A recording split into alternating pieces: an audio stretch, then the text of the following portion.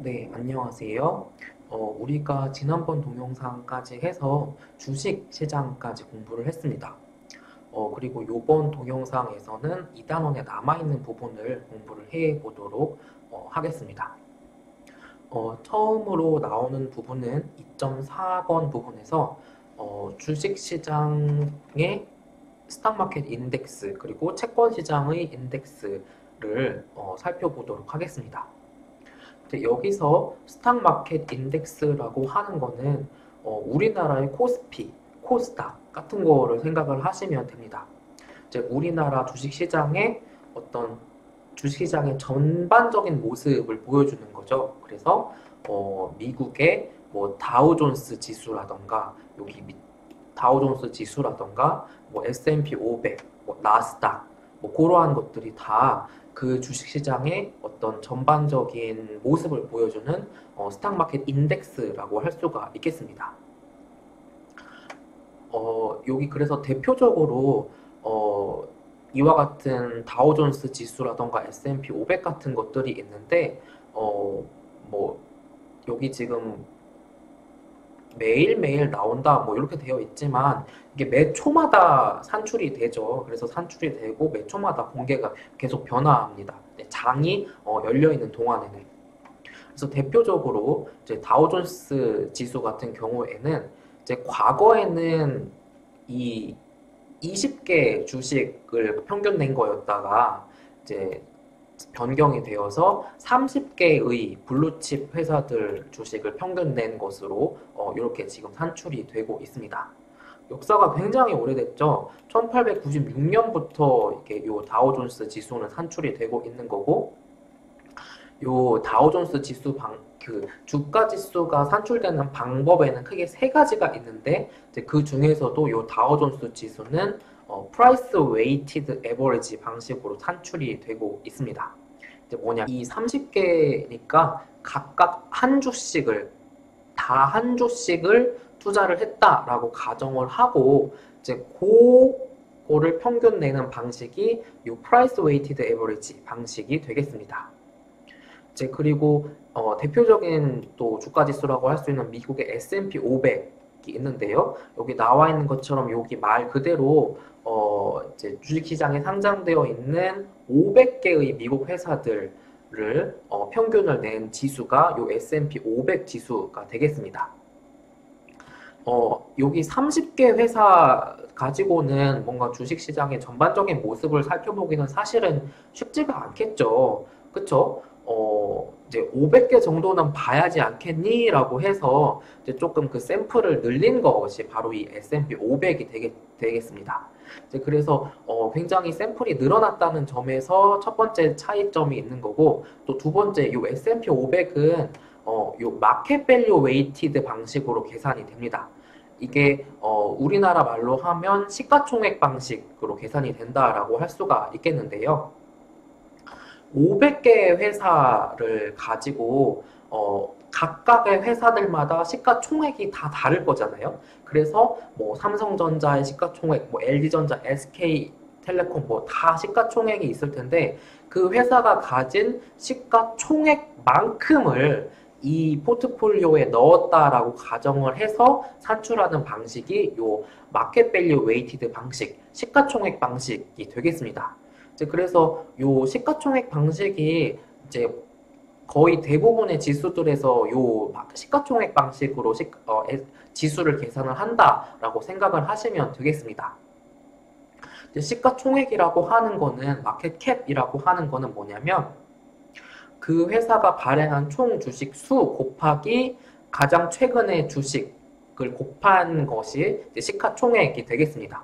그래서 그 회사의 시가총액을 웨이트로 해가지고 계산을 하는 것이 요와 같은 S&P 500이 되겠다라는 것이 되겠습니다.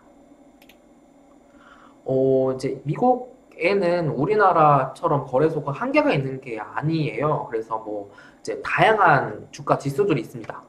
뭐 뉴욕 증권거래소에서 산출하는 지수들, 그리고 나스닥 같은 거, 그리고 뭐 윌쉐어 5000, 뭐 이런 여러 가지 지수들이 있습니다. 이제 이 이외에도 수많은 지수들이 있습니다. 이제 그래서 이제 다른 수많은 시가총액 방식의 지수들이 산출이 되고 있습니다. 이제 그래서 우리가 지수가 산출되는 첫 번째 방법, 두 번째 방법 이렇게 살펴보았고 이제 나머지 하나가 이렇게 equally weighted index라고 하는 것이면 이제 동일한 만큼의 금액씩 투자를 했다라고 이제 계산을 하고 지수를 산출을 하는 방법입니다. A라는 회사와 B라는 회사가 있다고 해봅시다. 그래서 A라는 회사에도 100만 원어치 주식을 사고 B라는 회사 주식도 100만 원어치를 샀습니다. 그런데 이게 주가는 장이 열려있는 동안에는 맨날 바뀌죠. 매 초마다 바뀝니다. 그런데 이게 어제는 이 두 회사 주식 종가가 100만 원, 100만 원 아니요. 한 주가 예를 들어 100만 원, 100만 원으로 똑같았다라고 합시다.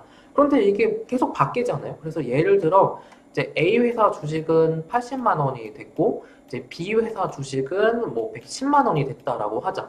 그런데 이거를 이렇게 가격이 바뀌면 다시 또 이거를 B 회사 주식은 예를 들어 10만 원어치를 팔고 A 회사 주식은 또 20만 원어치를 추가로 사고 하는 방식으로 동일한 금액만큼이 각 회사 주식에 투자했다라고 가정을 하고 산출을 하는 방법이 이 equally weighted 방식이 되겠습니다. 그런데 이 equally weighted 방식은 많이 쓰이는 방식은 아니라서 이제 요런 게 있구나라고 생각을 하고 그냥 이제 알아두시면 되겠습니다. 지금까지는 그래서 미국의 어떤 주가 지수들을 살펴봤고요. 이제 전 세계적으로 여러 가지 주가 지수들이 있습니다. 일본에는 니케이라는 지수가 있죠. 영국에는 FTSE, FTSE라고 그냥 읽는데 FTSE라는 지수가 있습니다. 요 DAX라는 지수가 있고 홍콩에는 항생이라는 지수가 있죠. 우리나라에는 코스피, 코스닥이라는 지수가 이렇게 TSX라는 지수가 있습니다. 그래서 이렇게 전 세계적으로 거래소 별로, 주식시장 별로 여러 가지 지수들이 산출이 되고 있다. 주가 지수들이 산출이 되고 있다라는 것을 알 수가 있겠습니다. 마찬가지로 채권 시장에 대해서도 어떤 전반적인 채권 시장의 모습을 보여주는 채권 시장 지수가 있습니다. 그래서 뭐 가장 대표적으로 뭐 요런 채권 지수들이 있다라는 것을 알 수가 있겠는데요. 그런데 채권은 주식보다 그렇게 막 엄청나게 거래가 빈번하게 발생하지는 않습니다. 그래서 채권 시장의 지수라는 게 지금 그 채권 시장의 지금 그 시점에서의 어떤 정말 그 상황을 보여주냐라고 하면 이제 그거는 조금 정확하지 않을 수 있고 혹은 시차가 있을 수 있다라는 것이 이 채권 시장 지수의 어떤 약간 문제점 같은 것들이 되겠습니다. 그래서 주식 시장 지수와 채권 시장 지수에 대해서 살펴보았고요. 여기 이어지는 피겨 2.9번은 여기 이렇게 우리가 앞에서 살펴보았던 여러 가지 채권별로 얼마만큼의 이제 채권들이 있는지를 보여주고 있는 그림이 되겠습니다. 그리고 우리가 2단원에서 마지막으로 살펴보는 부분이 간략하게 파생상품 부분, 파생상품 시장이 되겠습니다. 이와 같은 파생상품에 대해서도 우리가 뒤에 챕터에 가면 파생상품에 어떤 것들이 있고 각 파생상품에 어떤 특징이 있고 가격은 어떻게 계산이 되는지 등등을 자세하게 배울 건데요. 이와 같은 파생상품은 어떤 여기 지금 underlying asset이라고 나와 있는데 한국말로 우리나라 말로는 기초자산이라고 합니다. 그래서 어떤 기초자산의 그 가치가 연동되어 있다, 묶여 있다라고 해서 이렇게 파생상품이다라고 이야기를 합니다. 그래서 대표적으로 우리가 옵션 그리고 퓨처스, 옵션은 우리나라 말로도 그냥 옵션이라고 이야기를 하고요. 퓨처스는 우리나라에서 선물이라고 번역을 하고 있습니다. 그래서 우선 첫 번째로 옵션이라는 거는 뭔지 를 여기서는 진짜 개념만 보도록 하겠습니다. 이제 옵션이라는 거는 뭐냐면, 어떤 기초 자산 가격이 나중에 오를 수도 있고 혹은 나중에 떨어질 수도 있습니다. 여기서 기초 자산이라고 하는 거는 그냥 일반적인 주식을 생각해도 되고 뭐 아니면 채권을 생각해도 되고 뭐 이게 이자율이 될 수도 있고 그래서 어떠한 언더라잉 에셋의 가격이 계속 변하잖아요. 그런데 그게 나중에 오를 것 같아. 그러면 콜옵션을 투자를 하게 되는 거고 나중에 그 언더라잉 에셋 가격이 떨어질 것 같아. 그러면 풋옵션에 투자를 하게 됩니다. 이제 그래서 옵션에는 이렇게 대표적으로 콜옵션과 풋옵션 두 가지가 있는데 이제 콜옵션은 뭐냐면 나중에 엑서사이즈 프라이스 혹은 스트라이크 프라이스라는 거를 미리 정합니다. 그래서 나중에 110만큼의 언더라잉 혹은 엑서사이즈 스트라이크 프라이스로 내가 어떠한 언더라잉 에셋을 살 수 있는 권리를 지금 사는 것이 콜옵션이 되겠습니다. 그때 가서 뭐 1년 후라고 하자.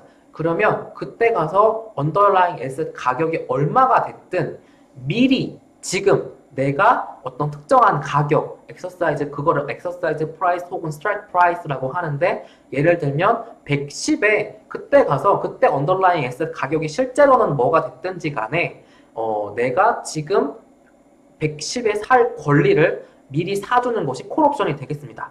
그러니까 지금 나는 1년 후에 어떤 자산을 110에 살 수 있는 권리를 사는 건데 나중에 그 자산이 1년 후에 봤더니 150, 200이 됐어. 근데 나는 110에 그냥 무조건 살 수 있어.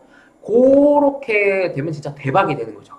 시장에서는 지금 150, 막 200에 거래가 되고 있는데 나는 110에 살 수 있어. 그러면 이제 그 콜옵션을 행사를 해서 110에 사가지고 그냥 시장에 갖다 팔기만 해도 150, 200에 팔리는 거니까 이제 거기에서 수익이 막 40, 뭐 90만큼이 나게 되는 것이 콜옵션이 되겠습니다.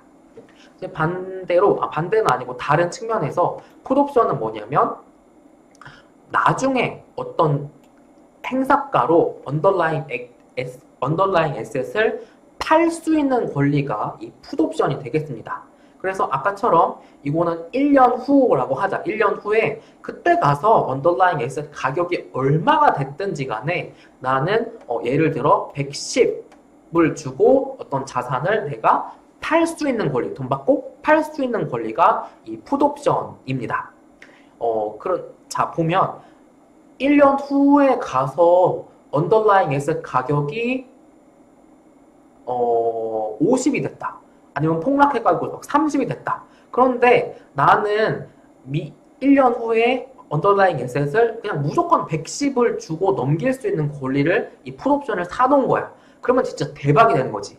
나는 1년 후에 이 물건 가격이 그때 당시에 얼마가 되는 110으로 넘길 수 있어. 110을 받고 내가 이 물건을 팔 수가 있어. 근데 그때 가서 물건 봤더니 지금 시장 가격이 시장에서 얼마라고? 30이라고. 50이라고. 그러면 만약에 30이라고 하자. 그러면 내가 이거를 지금 가서 시장에 팔려면 30밖에 못 받는데 나는 풋옵션을 매수를 해놨기 때문에 110을 받고 물건을 넘길 수가 있는 거죠. 그러면 110 빼기 30 해가지고 그냥 산술적으로 80만큼을 내가 바로 그냥 시장에서 얻을 수가 있는 것이 이 풋옵션을 매수를 해놨을 경우가 되겠습니다. 그래서 콜옵션은 나중에 가서 어떤 물건을 특정한 가격에 살 수 있는 권리, 그리고 풋옵션은 어떤 물건을 나중에 어떤 특정한 가격으로 팔 수 있는 권리가 각각 콜옵션, 풋옵션이 되겠습니다. 그리고 이제 여기 이어지는 퓨처스 컨트랙트, 요거를 그냥 컨트랙트 빼고 줄여서 퓨처스라고 하는데 선물이라고 하는 것입니다. 이제 여기에서도 선물도 앞에서 이제 콜옵션, 풋옵션이 있었던 것처럼 이제 퓨처스, 선물에 롱 포지션이 있고 숏 포지션이라는 것이 있습니다. 이제 롱 포지션이라는 거는 뭐냐면 나중에 어떤 뭐 1년이라고 하자. 그러면 1년 후에 내가 어떤 물건을 어떤 가격에 사기로 미리 계약을 해주는 거야. 이제 그게 퓨처스의 롱 포지션이 되겠습니다. 그래서 어떤 특정한 미래의 어떤 날짜에 어떠한 자산을 사기로 해두는 것, 계약해두는 것이 퓨처스의 롱 포지션이다라고 하는 것입니다.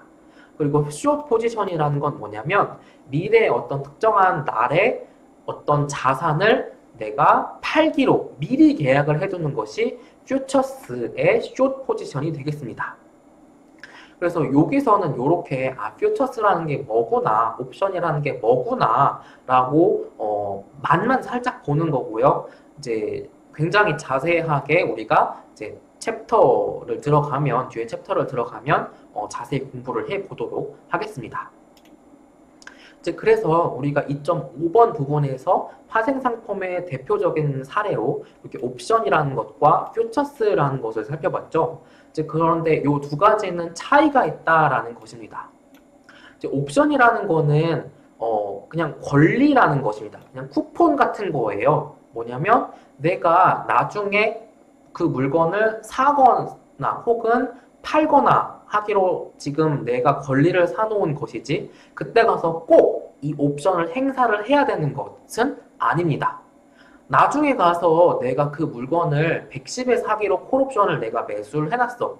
근데 그때 가서 봤더니 시장에서 가격이 에게 50이야, 30이야. 그러면 굳이 내가 콜옵션을 행사하지 않고 그냥 지금 싸게 살 수 있는 시장 가격에 그냥 사면 되는 겁니다. 이제 그런 식으로 옵션은 꼭 행사를 해야 되는 건 아니다. 나중에 가서 꼭 행사를 해야 되는 건 아니다라는 거다. 그냥 이익이 날 거라고 생각되는 상황에서만 행사를 하면 되는 게 이 옵션이다. 그러니까 옵션은 권리이다라는 것입니다. 그리고 그와 같은 옵션을 살 때 가격, 이제 옵션을 콜옵션이든 풋옵션이든 지금 사놓을 때 공짜로 살 수가 없거든요. 그래서 옵션을 살 때는 가격을 지불을 해야 되는데 이제 그때 지불하는 가격이 옵션 프리미엄이라고 이야기를 합니다. 이제 반대로 퓨처스라는 거는 반대로 옵션하고 다르게 의무입니다. 내가 미래에 어떤 물건을 사기로 혹은 어떤 물건을 팔기로 지금 선물로 계약을 했으면 무조건 그때 가서 그 물건을 사거나 혹은 그 물건을 팔아야 될 의무가 그때 가서 있습니다. 그래서 옵션은 권리다. 반대로 퓨처스는 의무다라고 하는 것입니다. 그래서 퓨처스의 롱 포지션이면 내가 미래의 어떤 특정한 계약한 날짜에 그 물건을 무조건 그때 가서 사야 되는 거고 숏 포지션이면 무조건 그때 가서 그 물건을 팔아야 됩니다. 그렇고 또 차이점이 뭐냐면 옵션과의 차이점이 뭐냐면 이제 퓨처스 선물 계약을 맺을 때에는 이제 지금 당장 맺을 때에는 비용이 들어가지 않는다라는 옵션과의 다른 차이가 있습니다. 네, 그래서 우리가 여기 마지막으로 옵션과 선물이라는 것을 대표적인 예시를 들어서 어떤 파생상품이 있는지 파생상품 시장까지 2단원에서 살펴보았습니다. 아직 인트로 부분이다 보니까 이게 뒷부분에서 배울 내용들을 이제 간략간략하게 설명해주는 부분들이다 보니까 조금 뭔가 이해를 하기가 조금 쉽지 않은 부분이 있습니다. 그렇지만 요런 거를 나중에 배우게 되는구나 라고 생각을 하게 되고 이제 요런 것들을 나중에 내가 재밌게 배우겠구나 라고 생각을 하면 되겠습니다. 네, 그래서 요번 동영상에서는 요렇게 2.5 부분까지 공부를 해서 마치도록 하고 우리는 다음 동영상에서 또 공부를 하도록 하겠습니다.